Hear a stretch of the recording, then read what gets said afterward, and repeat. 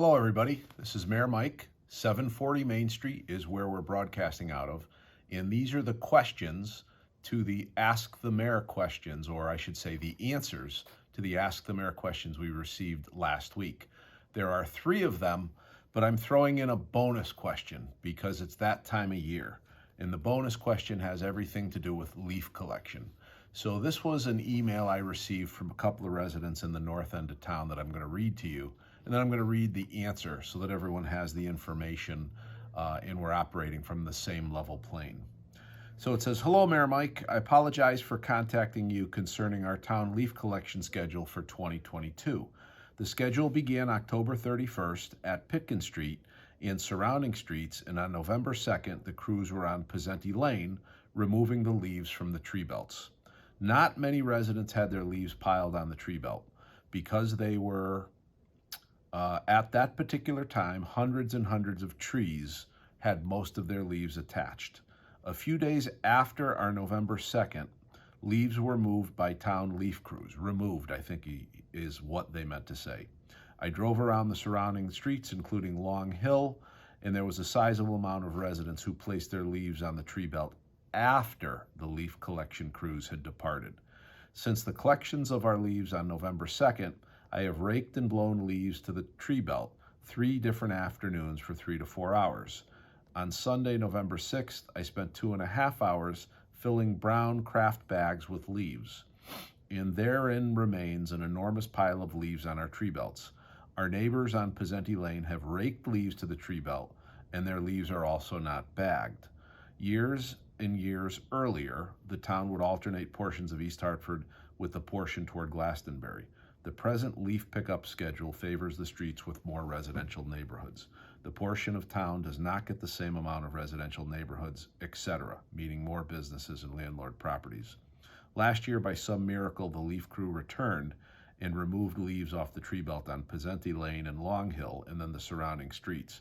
Would you have information if that could be planned this year?" So you see a number of problems here. Yes, the town kicks off on October 31st, and I'll explain that in a moment. It's a simple math equation. But also, residents are not placing their leaves to the curb during the first notification that the town is coming through. That ultimately will result in what could be a dangerous situation if we get early weather. But in any case, here's my reply. I know we frustrate people with our leaf collection cycle, but to me, it's math. We have 150 miles of road and 2 sides to collect on, meaning 300 miles of leaf collection that we have to do. We have 5 leaf crews, and we have 6 weeks or 40 days, because they take 2 of those days off, as we race Mother Nature, hoping we don't get a freak snowstorm, an inordinate amount of rain, or a freezing cycle.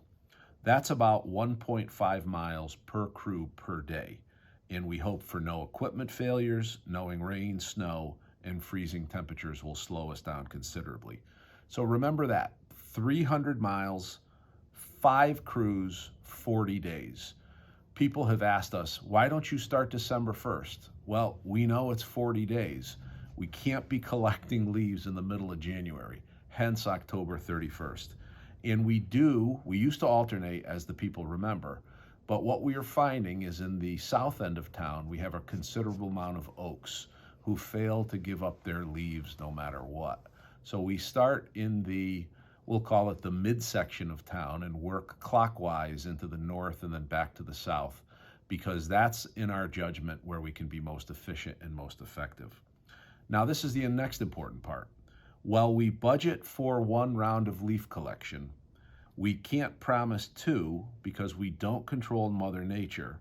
And if we were able to complete the first round without snow, freezing temperatures, or a lot of rain, we will go back to spot treat areas similar to last year. That is not a promise of a second round of leaf collection. So when those signs come out, no matter what you read on social media, put your leaves out. We want to make one pass. We want to do it efficiently. We want to keep your taxes down while offering this valuable services. The resident problem you speak of, meaning they push the leaves out after our crews have been by, is frustrating because the town seeks a variety of ways through social media, through an interactive map on the website, through this Ask the Mayor, where I give explanations. But a lot of people are historically used to two pickups, so they ignore the information, they ignore the maps, they ignore the social media advice, and they wait. If I advertised two pickups, everyone would wait for the second pickup, and that could spell disaster if the weather turns ugly quickly. So everybody, I encourage you, help us help you. Get your leaves out as soon as the signs pop up in your neighborhood. Use the interactive map on the town's website. And while we will try and strive for one complete cleanup, I ask everybody to be patient. We will be back around only if the weather permits, and we've got 40 days to do it. So cross our fingers and hope for good weather. Last but not least, you have 3 methods to get rid of your leaves. The first one is curbside pickup. The second one is you can bag them, similar to the resident I mentioned in those craft bags. It cannot be plastic. They must be paper. They must be recyclable. And they'll be picked up by our crews, not the outside company, on your trash day. And generally, we work a little bit later throughout the fall, so that could mean as late as 6 o'clock on your trash day. And finally, you can drop them off loose or in craft bags, meaning the paper bags at the transfer station. So again, a little primer on leaf collection. Help us help you. Now the 3 questions that we received. First one comes from Karen. Can you do anything about the ugly site of the former Eastwood Theater on Main Street? And Karen, it is on our radar. We are working with the property owner. We have a facade grant going out to them so that they can remediate the front. Right now, it's a combination of colored plywood, essentially. We believe there will be 2 businesses relocating there soon. The owner's putting, at least he tells us, the final touches on 2 contracts. And then once we know what will go in there, the town will provide business incentive grants so that ugly facade can be replaced once and for all. And that will benefit our downtown in the long run. Question number 157 comes from Morgan. She went to the trunk or treat at Rentschler Field, and she knows it's targeted for kids, but she saw a lot of dogs who attended in costumes. Is there any way she can get involved and next year possibly welcome dogs and hand out treats? So the answer is, to Morgan, yes, except we are changing the venue. If you recall, Pratt & Whitney has sold that property, 280 acres, the exact spot on the runway that we were set up. And that will no longer, be available to the town, the Connecticut River Valley Chamber of Commerce, or even to Pratt & Whitney themselves for a trunk or treat. So Kate, Connor, myself, and Jessica out of the mayor's office are kicking around where to do it.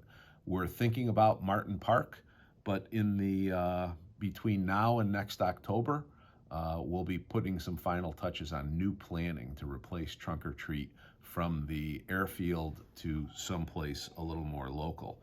But Morgan, contact our office in early October and we'll figure out something with respect to the dogs. And the last question, number 158, since we started this about 7 or so months ago, comes from Lorraine. What plans does the railroad have for the abandoned tracks along Tolland Street? And Lorraine, the bad news is they're not abandoned. Yes, they are infrequently used, but we've reached out a couple of times to the train company, and there are small spurs that are owned by different railroad companies, and they are not abandoned.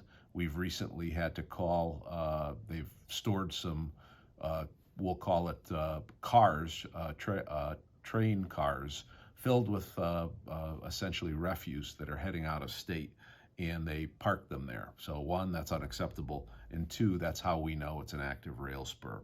That being said, we asked the railroad if there's any possibility of giving them up, and the answer was no.